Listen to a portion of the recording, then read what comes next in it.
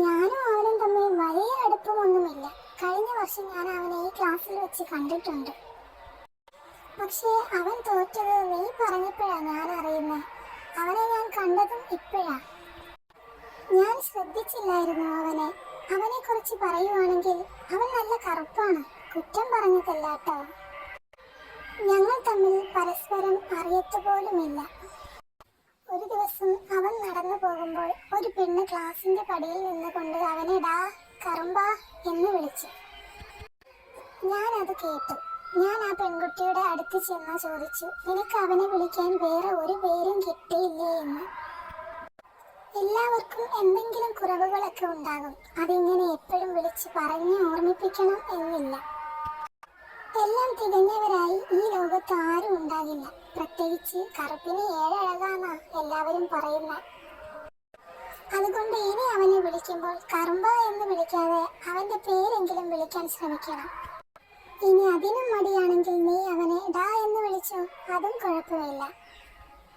ഇത്രയും പറഞ്ഞ് ഞാൻ അവിടുന്ന് പോയി. ഇതെല്ലാം അവന്റെ കൂട്ടുകാർ കേൾക്കുന്നുണ്ടായിരുന്നു. അവർ ആരൊക്കെയോ അവനോട് അത് പറഞ്ഞു കൊടുത്തിട്ടായിരിക്കണം അന്ന് ആ ഇടയ്ക്ക് അവൻ എന്നെ കാണുമ്പോൾ ചിരിക്കുമായിരുന്നു. അവൻ പലയിടത്തും മാറി നിന്ന് എന്നെ നോക്കുന്നതും കണ്ടിട്ടുണ്ട്. അവൻ വിചാരിച്ചു കാണും എനിക്ക് അവനോട് പ്രേമമാണെന്ന്. പക്ഷേ എനിക്ക് അങ്ങനെ ഒന്നും അവനോട് തോന്നിയിട്ടില്ലായിരുന്നു. അവന് കറുമ്പ എന്ന് ഞാൻ കേൾക്കെ ആര് വിളിച്ചാലും എനിക്ക് ദേഷ്യം വരും. അവന്റെ സ്ഥാനത്ത് ആരായിരുന്നാലും. അന്ന് സ്കൂളിൽ എല്ലാവരും പറയുമായിരുന്നു എനിക്ക് അവനോട് പ്രേമമാണെന്ന്.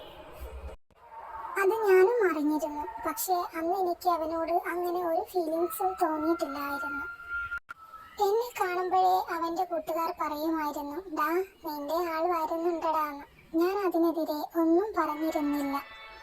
കാരണം അവനെ വിഷമിപ്പിക്കണ്ട എന്ന് കരുതി. അവൻ കറുപ്പായത് കൊണ്ടാണ് ഞാൻ അവനെ ഇഷ്ടപ്പെടാത്തത് എന്ന് അവൻ വിചാരിച്ചാലോ? സത്യത്തിൽ എനിക്ക് അന്ന് അവനോട് അങ്ങനെ ഒന്നും ഉണ്ടായിരുന്നില്ല. പക്ഷേ ഇപ്പോ അവന്റെ കണ്ണുകളെ ഞാൻ ഒരുപാട് സ്നേഹിക്കുന്നുണ്ട്. ആരാണെന്നറിയാതെ ആ കണ്ണുകളെ പ്രണയിച്ച് എനിക്ക് അവൻ ആരാണെന്ന് അറിഞ്ഞപ്പോൾ ഉണ്ടായ സന്തോഷം അത് പറഞ്ഞറിയിക്കാൻ പറ്റില്ല. മനസ്സുകൊണ്ട് ഞാൻ എൻ്റെ ഉമ്മാനോട് നന്ദി പറഞ്ഞു. എന്നെ വീണ്ടും 7ാം ക്ലാസ്സിൽ ഇരുത്തിയത് കൊണ്ടാണല്ലോ ഇങ്ങനെയൊക്കെ സംഭവിച്ചത്. ഇത്രയും പറഞ്ഞ് ഞാൻ നിർത്തി. അപ്പോൾ അവൾ എന്നോട് ചോദിച്ചു, അപ്പോൾ അവന് നിന്നെ ശരിക്കും ഇഷ്ടമാണോ, അതോ അവന്റെ കൂട്ടുകാർ വെറുതെ പറയുന്നതാണോ? ആ എനിക്കറിയില്ല, നോക്കാം. എന്തായാലും ഞാൻ അവനെ സ്നേഹിക്കുന്നുണ്ട്, ഞാൻ മനസ്സിൽ പറഞ്ഞു. അവൻ മാത്രമല്ല തോറ്റത്, അവന്റെ കൂട്ടുകാരും ഉണ്ട് കൂടെ, അവൾ പറഞ്ഞു.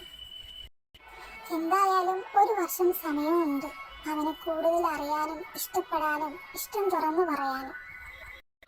അവളോട് അതും പറഞ്ഞ് ഞാൻ ക്ലാസ്സിലേക്ക് പോയി. പിന്നെ എൻ്റെ ചിന്ത മുഴുവൻ അവനെക്കുറിച്ചായിരുന്നു. ഞാൻ വീണ്ടും 7ാം ക്ലാസ്സിൽ ഇരുന്നില്ലായിരുന്നെങ്കിൽ എനിക്ക് വീണ്ടും ഇവനെ കാണാൻ കഴിയുമായിരുന്നു.